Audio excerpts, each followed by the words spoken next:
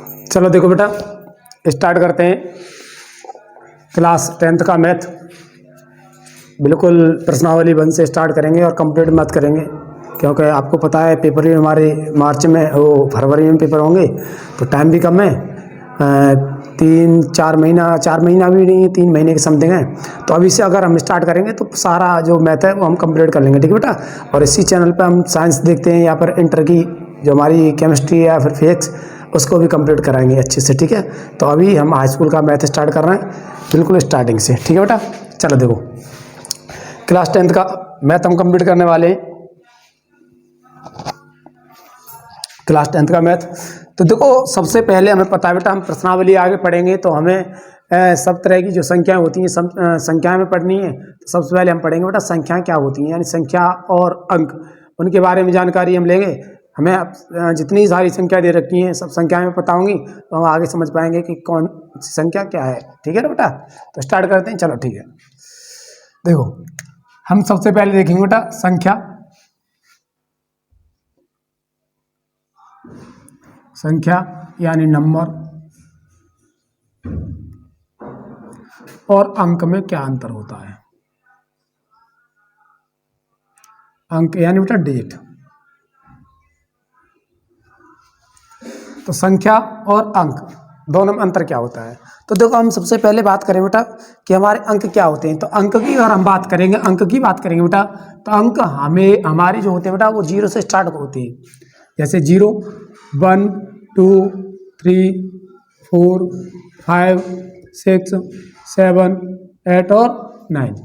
तो ये सब हमारे क्या है बेटा अंक हैं। कितने हो गए? 10। तो हमारे जो अंक हैं, अंक कितने बेटा हमारे? 10।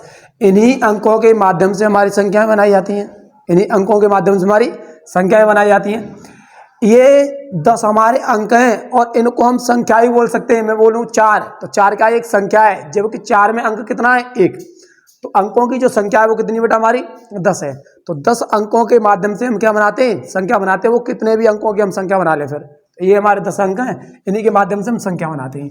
जैसे मैं बात करूं 200, 200, तो 200 क्या है? एक संख्या है। 200 क्या बेटा? एक संख्या है। अगर इसमें अंक देखे तो अंक कितने हमारे बेटा? 3 है। अंक कितने हमारे? 3। मैं लिख दूं 444, तो अंक कितने? 3। मैं लिख दूं 5020, तो अंक कितने? 4। जब संख्या कितनी है? 5020। तो कहने का मतलब है इन 10 अंकों के माध्यम से हम कोई भी संख्या बना सकते हैं, और कोई भी संख्या वो हमारी कितने भी अंकों की हो सकती है, ठीक है ना बेटा। तो इसमें हम सबसे पहले देखेंगे अंक, और ये संख्या हमारी क्लियर है। संख्या देखेंगे हमारी संख्याएं क्या होती हैं। अंक क्लियर हुआ, संख्या क्लियर हुई, ठीक है बेटा। आगे देखो, तो हम देखेंगे संख्याएं। तो देखो, सबसे पहले देखते हैं बेटा संख्याएं। तो संख्याएं अगर हमारी देखी हैं तो संख्याएं होती है हमारी 2 प्रकार की। कितने प्रकार की बेटा? 2 प्रकार की। बिल्कुल ठीक से अच्छे से करना है, हमें एक एक पॉइंट बड़े अच्छे से कवर करना है, ठीक है ना। और जो बच्चे अभी से स्टार्ट करना है वो नोट करते रहना साथ साथ बेटा, ठीक है। तो देखो संख्याएं, संख्याएं होती हमारी बेटा 2 प्रकार की। संख्याएं हमारी 2 प्रकार की होती हैं। एक होती है हमारी वास्तविक संख्याएं, वास्तविक संख्याएं, और एक होती है हमारी बेटा काल्पनिक संख्याएं, काल्पनिक संख्याएं। कहने का मतलब है जो हमारी वास्तविक संख्याएं इन्हें बोलते हैं बेटा रियल नंबर। क्या बोलते हैं? Real number. और जो हमारी काल्पनिक संख्याएं इन्हें बोलते हैं बेटा हम इमेजिनरी नंबर, इमेजिनरी नंबर, ठीक बेटा। अब जो वास्तविक संख्या होती हैं, वास्तविक संख्याएं क्या होती हैं इसे हम अभी बताएंगे। पहले हम काल्पनिक संख्या समझ लें। चलो मैं बता दे रहा हूँ। जो वास्तविक संख्या होती है बेटा, वास्तविक संख्याएं जितनी संख्याएं हम अब तक हम प्रयोग में ला रहे हैं, या जो भी आपने पढ़ा है 2 से 1 से जितनी भी हमारे संख्याएं, या कोई भी जोड़ घटाए गुणा भाग जितनी भी हमारी कैलकुलेशन करी है, जिन संख्याओं के माध्यम से करी है, वो सब क्या होती है हमारी बेटा? वास्तविक संख्याएं होती हैं। हम एक प्रकार से बोल सकते हैं कि जितनी हमारी संख्या रेखा पर संख्याएं व्यक्त की जा सकती हैं वो सब क्या है हमारी बेटा? वास्तविक संख्याएं। जबकि काल्पनिक संख्या क्या होती है? काल्पनिक संख्या केवल हम कल्पना कर सकते हैं। केवल क्या कर सकते बेटा? कल्पना। इनका कहीं हम प्रयोग नहीं कर सकते, कहीं हमारे सवालों में इनकी जरूरत नहीं पड़ती है, ठीक है ना। आते हैं कुछ आयोटा की वैल्यू वगैरह, वो हाई लेवल के लिए, यहाँ में कुछ नहीं करना है। जैसे मैं यहाँ संख्या लिख दूँ अंडर रूट में माइनस के 5, या फिर लिख दूँ बेटा अंडर रूट में माइनस के 7। तो आपने कभी माइनस देखा है? अंडर रूट में अंदर माइनस, माइनस हमारा बाहर मिल सकता है लेकिन अंदर नहीं मिलेगा बेटा, ठीक है ना। तो ये हम कल्पना कर सकते हैं कि ऐसी भी संख्या बन सकती है, परंतु ये हमारी बेटा काल्पनिक है, ये कोई हमारी रियल नंबर नहीं है, ये कोई वास्तविक संख्या नहीं है, हमारी कैसी है बेटा काल्पनिक संख्या है। तो ये हमारी काल्पनिक संख्या हो गई, ठीक है ना। इनके बारे में हमें पढ़ना नहीं है, हमें पढ़ना है बेटा वास्तविक संख्याओं के बारे में। तो वास्तविक संख्या होती है बेटा वे संख्याएं जो संख्या रेखा पर व्यक्त की जा सकती हैं, क्या कहलाती है? हमारी वास्तविक संख्याएं। तो देखो मैं समझाता हूँ कैसे होंगी हमारी वास्तविक संख्याएं। आपने पढ़ा होगा बेटा 6 में, क्लास 6 में पढ़ा होगा, ये हमारी संख्या रेखा होती थी 0 1 2 3 4 और आगे बेटा 5। सो डॉट डॉट आगे प्लस की वैल्यू हो सकती है, आगे चलती रहेंगी अनंत तक, ठीक है ना। इधर माइनस का 1, माइनस का 2, माइनस का 3, माइनस का 4, माइनस का 5, इधर हमारी सब माइनस की होंगी। तो देखो ये होती है बेटा संख्या रेखा, ये हमने पढ़ी थी 6 में, बच्चों हमने भी पढ़ी है, सबने भी पढ़ी है बेटा, किसमें? क्लास 6 में पढ़ी होगी, ठीक है बेटा। तो देखो ये हमारी एक संख्या रेखा, संख्या रेखा पर जितनी भी संख्याएं व्यक्त की जा सकती हैं, जितनी भी संख्याएं इस पर निकल सकती हैं, वो सब क्या होंगी हमारे बेटा? वास्तविक संख्याएं होंगी। क्या होगी? वास्तविक संख्याएं। जैसे मैं बात करूं 0 दिख रहा है आपको, तो कहने का मतलब है 0 क्या है बेटा? एक वास्तविक संख्या है। मैं बोलूं प्लस की जितनी भी हैं, कोई भी आ जाए, मैं लिख दूं 10, तो आगे 10 मिल जाएगा ना, तो ये भी एक वास्तविक संख्या है। मैं लिख दूं माइनस का 4, कहने का मतलब माइनस की वैल्यू कोई भी हो सकती है।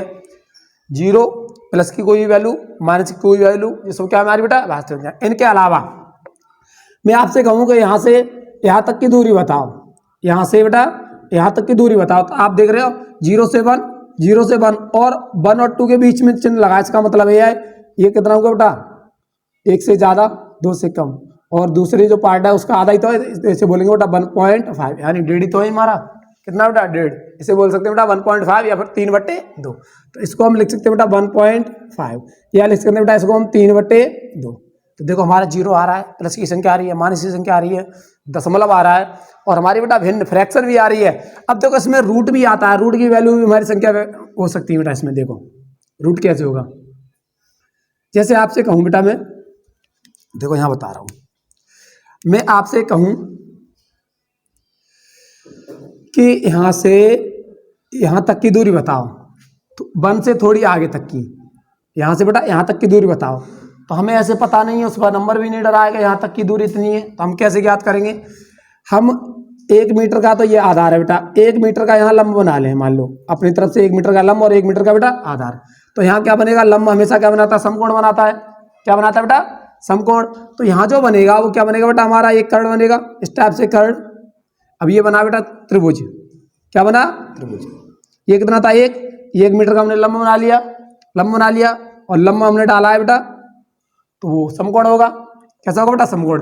अब इसमें हमारा पाइथागोरस प्रमेय लगती है बेटा, ये आधार होता है, ये लंब होता है और ये कर्ण होता है। तो पाइथागोरस प्रमेय कहती है बेटा कि जो कर्ण का स्क्वायर होता है वो आधार के स्क्वायर और लंब के स्क्वायर के योगफल के बराबर होता है। तो देखो आधार कितना था? 1 का वर्ग 1 ही होगा, प्लस लंब कितना बेटा? 1, तो 1 का वर्ग भी कितना होगा? 1। तो ये बना कितना बेटा हमारा? 1 और 1 कितना हो गया? 2। किन के बराबर आया? कर्ण स्क्वायर के बराबर। यहाँ से आप वर्ग हटाओगे तो उधर क्या होगा? रूट होगा। तो कहने का मतलब कर्ण बराबर क्या होगा? रूट में 2। कर्ण बराबर क्या होगा बेटा? रूट में 2। तो कहने का मतलब है ये वाली जो दूरी है वो कितनी आ गई? 2। ये वाली दूरी है वो कितनी आ गई बेटा? Under root 2। अब यहाँ से प्रकार की सहायता से हम इस प्रकार से निकाल देते हैं, यहाँ प्रकार घुमाएंगे इस टाइप से, और ये बता देंगे कि यहाँ से यहाँ तक की जो दूरी हमारी कितनी बेटा? यहाँ से यहाँ तक की दूरी है वो कितनी? Under root 2। तो कहने का मतलब है इस पर हमारी अंडर रूट की संख्याएं भी हमारी बेटा आती है। तो यही तो आपने पढ़ा है अब तक। इनके अलावा कोई संख्या पढ़ी है? 0 प्लस की संख्या कोई भी, माइनस की संख्या कोई भी।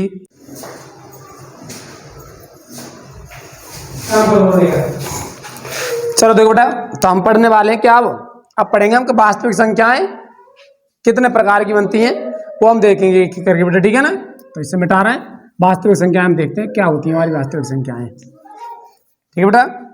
तो देखो वास्तविक संख्याएं,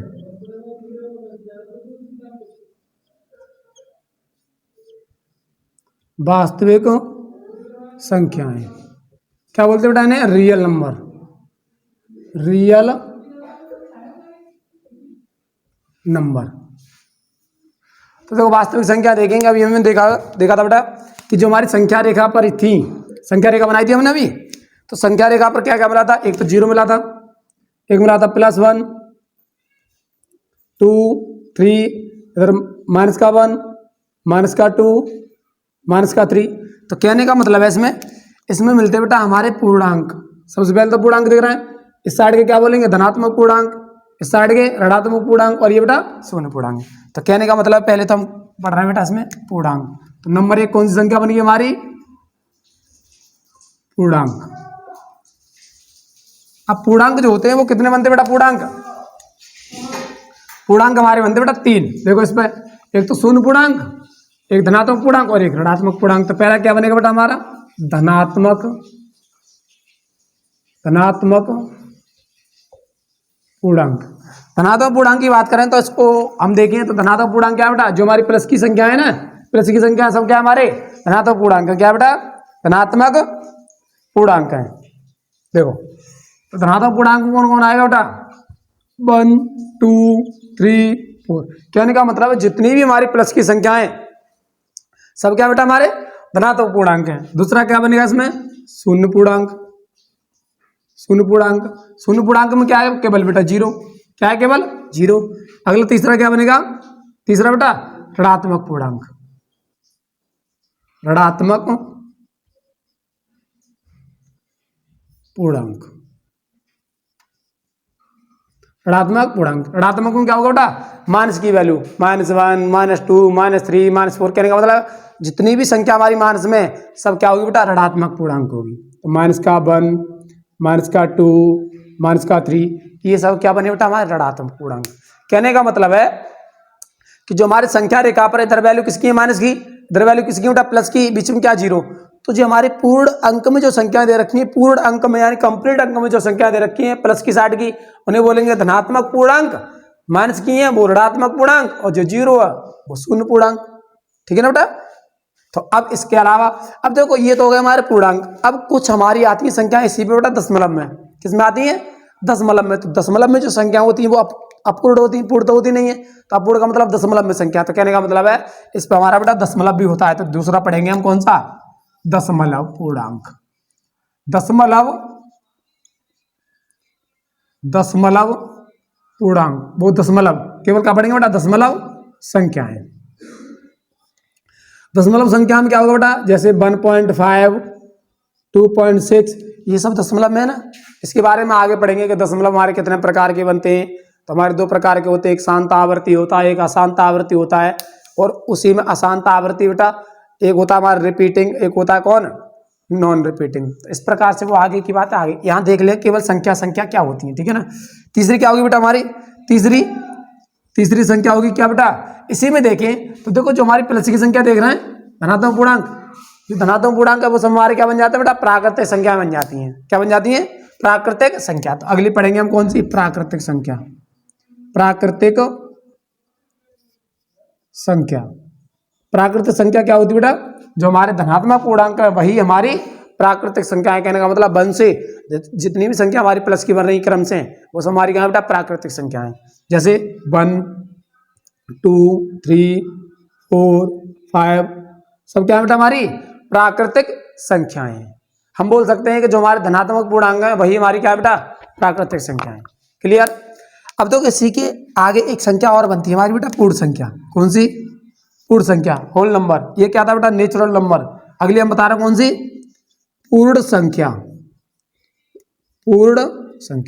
पूर्ण संख्या में होता क्या बेटा, जो हमारी प्राकृतिक संख्या है उसी में यदि हम आगे 0 बढ़ा दें, 0 ऐड कर दें, 0 आगे लिख दें तो वही क्या बन जाता है बेटा, हमारा पूर्ण संख्या बन जाती है। जैसे 0 1 2 3 4 5। तो देखो प्राकृतिक संख्या कहां से बेटा, 1 से स्टार्ट हुई, जबकि पूर्ण संख्या कहां से स्टार्ट हो रही है, 0 से।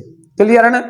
हमारी प्राकृतिक संख्या वो 1 से, जबकि पूर्ण संख्या बेटा हमारी 0 से। क्लियर है ना। एक एक पॉइंट आपको नोट करते जाना है, फिर बाद में दिक्कत ना आए कहीं किसी भी प्रश्नावली में, फिर कहोगे सर हमें ये संख्या नहीं पता, ये संख्या नहीं पता है। मैं सबसे पहले इसीलिए करा रहा हूँ ताकि बेस हमारा क्लियर हो जाए। ठीक है ना। प्रश्नावली तो हम करनी, इसी के बाद प्रश्नावली स्टार्ट कर रहे हैं हम अभी। संख्या देख ले पहले एक बार। 5वीं कौन सी होगी बेटा हमारी? 5वीं होगी कौन सी हमारी बेटा? सम संख्या। और देखो जो हमारे सम, विषम, भाज्य और अभाज्य हैं वो प्राकृत संख्या के अंदर निकलती हैं। मैं इसी में करा रहा हूँ, होते हैं इसी के अंदर, प्राकृत संख्या के अंदर आ जाती है। तो सम संख्या, सम संख्या आपको पता होगा, सबको मुझे पता है। सम संख्या क्या होती है बेटा? जो 2 से विभाजित हो जाती हैं, वे संख्याएं जो 2 से विभाजित होंगी क्या होंगी हमारी? सम संख्या। जैसे बात करें 2 की, 4 की, 6, 8, 10, 12, सब क्या है बेटा हमारी? सम संख्याएं। कहने का मतलब है जो 2 से कटेंगी वो सम हमारी क्या होंगी बेटा? सम संख्या होंगी। ठीक है, अगली बेटा इसके बाद आगे 6वीं कौन सी? विषम संख्या। विषम संख्या, विषम संख्या की बात करें तो क्या होती है बेटा? विषम संख्या वे संख्याएं जो 2 से न कटें, अर्थात 2 से विभाजित न हो, वो सब क्या होंगी हमारी? विषम संख्या। जैसे 1, 3, 5, 7, 9, 11, 13। बताओ ये 2 से कट जाएंगी? कोई भी नहीं कटेंगी। तो क्या बेटा हमारी ये विषम संख्या है। तो क्लियर हुई है हमारी पूर्णांक, दशमलव, प्राकृतिक संख्या, पूर्ण संख्या, सम संख्या, विषम संख्या। इसके आगे हमारी 2-3 संख्याएं और हैं, वो भी हम कंप्लीट कर रहे हैं। और उसके बाद बेटा प्रश्नावली पढ़ेंगे 1.1 वास्तविक संख्याएं। ठीक है ना, प्रश्नावली 1.1 कंप्लीट करेंगे आज ही। ठीक है बेटा, तो 2-3 संख्या और रहेंगे, वो और कंप्लीट कर ले रहे हैं हम। विषम तक हो गए हमारे। नोट करना बेटा, एक पॉइंट नोट करना, टाइम कम है क्योंकि आप पता है फरवरी में एग्जाम है आपके। चलो देखो बेटा, अगली 7वीं कौन सी बनेगी बेटा हमारी? 7वीं बनेगी भाज्य संख्या। भाज्य संख्या। तो देखो भाज्य संख्या के बारे में, भाज्य संख्या क्या होती है बेटा? वे संख्याएं जो 1 से विभाजित हों और स्वयं से विभाजित हों। 1 से और स्वयं से विभाजित हों। 1 और स्वयं के अलावा किसी तीसरी संख्या से यदि वो विभाजित हो जाती हैं तो हमारी भाज्य संख्या बन जाती है। कौन सी बेटा? भाज्य संख्या। जैसे बात करूं मैं 4 की, किसकी बात करें बेटा? जैसे हमारा ले ले एक संख्या, हम 4 ले लें। कौन सी ले लें बेटा? 4। अब देखो 4 जो संख्या है वो कौन किससे विभाजित होगी? बताओ, 1 से होगी ना, 2 से होगी ना, और बेटा 4 से भी होगी। इसी प्रकार से हम देखो 6 देख लेना। 6 तो देखो 1 से विभाजित हो जाएगी, 2 से विभाजित हो जाएगी, 3 से विभाजित हो जाएगी, और बेटा 6 से विभाजित हो जाएगी। इसी प्रकार से एक देखो 8 देख लो, 9 देख लो। चलो 9 1 से विभाजित होगी, 3 से विभाजित होगी और 9 से विभाजित होगी। अब देखो ये देखो बेटा, मैं बोल रहा हूँ भाज्य संख्या है, तो वे संख्याएं जो 1 से और स्वयं से, 1 से और स्वयं, 1 और स्वयं के अलावा किसी तीसरी संख्या से विभाजित हो जाए तो हमारी भाज्य संख्या बनती है। 1 से, स्वयं से, स्वयं का मतलब है 4 है तो 4 से, स्वयं से, 1 से, स्वयं से, 1 से, स्वयं से। तो देखो 1 और स्वयं के अलावा 2 से भी कट रही है ना, 1 और स्वयं के अलावा 3 और 6 से भी कट रही है ना, 1 और 9 के अलावा 3 से भी कट रही है ना। तो जब संख्या 1 से और स्वयं के अलावा किसी तीसरी भी संख्या से विभाजित हो जाती है तो हमारी बेटा क्या होती है? हमारी भाज्य संख्या होती है। क्लियर है ना? भाज्य संख्या है। अब यहाँ एक ट्विस्ट वाली बात है बेटा, आप बताओ सबसे छोटी जो भाज्य संख्या है वो कौन सी बनेगी? सबसे छोटी भाज्य संख्या बताओगे? अच्छा चलो देखो बेटा, तो सबसे छोटी जो भाज्य संख्या है वो कौन सी है बेटा? हमारी 4 है। देखो कैसे 4 है, मैं देखो चेक कर ले रहा हूँ। 2 की बात करूँ तो 2 को 1 से काट दोगे, 2 से काट दोगे तो 1 से और स्वयं से कट रही है, इनके अलावा कोई तीसरे से कट रही है? नहीं कट रही। आगे बेटा 3 देख लो, 3 1 से कट रही है और 3 से कट रही है, 1 और स्वयं से, 1 और स्वयं से, 1 और स्वयं से। तो 1 और स्वयं के अलावा कोई तीसरी से तो डिवाइड नहीं हो रही है, तो ये भाज्य नहीं है। इसका मतलब सबसे छोटी संख्या भाज्य कौन सी है बेटा? 4। कौन सी है? क्लियर है ना? बिल्कुल क्लियर। नोट करना एक पॉइंट। तो सबसे छोटी भाज्य संख्या की बात आए तो 4 है। कौन सी बेटा? 4। अब पढ़ेंगे इसके आगे हम बेटा अभाज्य संख्याएं। क्या पढ़ेंगे? अभाज्य संख्याएं कौन सी? हमारी 8वीं अभाज्य संख्या। तो देखो अभाज्य संख्या की बात करें बेटा, वे संख्याएं जो 1 से और स्वयं से कटें, केवल 1 से और स्वयं से कटे केवल, वो हमारी क्या होती है? सब बेटा हमारी अभाज्य संख्याएं होती हैं। किन किन से कटनी चाहिए? 1 से और स्वयं से, 1 से और स्वयं से। जैसे मैं बात करूं बेटा 2 की, तो देखो 2 को देखेंगे तो 1 से डिवाइड होगी, स्वयं से डिवाइड होगी। 3 की बात करें तो 1 से डिवाइड होगी, 3 से डिवाइड होगी, अर्थात स्वयं से डिवाइड होगी। मैं बात करूं 4 तो हमारा पल हो गया, 5 देख लो, 1 से विभाजित होगी, 5 से विभाजित होगी 1 से और स्वयं से। इसके आगे देखें तो बेटा कौन सी, हम देखो 6 बनेगी नहीं, 7, तो 7 देखो बेटा 1 से और 7 से। 9 देखो, 9 हमारी भाज्य है ना कि अभाज्य है, 9 मत करना, 9 हमारी विषम संख्या में आती है, ठीक है ना, और हमारी भाज्य है चूंकि 1 से घटती है, 3 से घटती है और 9 से घटती है। इसके आगे बेटा 11 बन जाती है 1 से और 11 से। इसी प्रकार 13 बन जाती है तो 1 से और 13 से। अच्छा आप बताओ 1 से 100 तक हमारी अभाज्य संख्याएं कितनी होंगी? 1 से 50 तक हमारी अभाज्य संख्याएं कितनी होंगी? और 1 से 25 तक अभाज्य संख्याएं कितनी होंगी? आपको बताना है ये, ठीक है ना बेटा, आपको बताना, ठीक है ना। मैंने बता दी अभाज्य संख्याएं जो 1 से और स्वयं से विभाजित हों, बस हमारी क्या है बेटा, कौन सी है, अभाज्य संख्याएं। क्लियर। अब एक और संख्या हम पढ़ ले रहे हैं जिसकी हमें जरूरत और पड़ेगी बेटा, सह अभाज्य संख्या।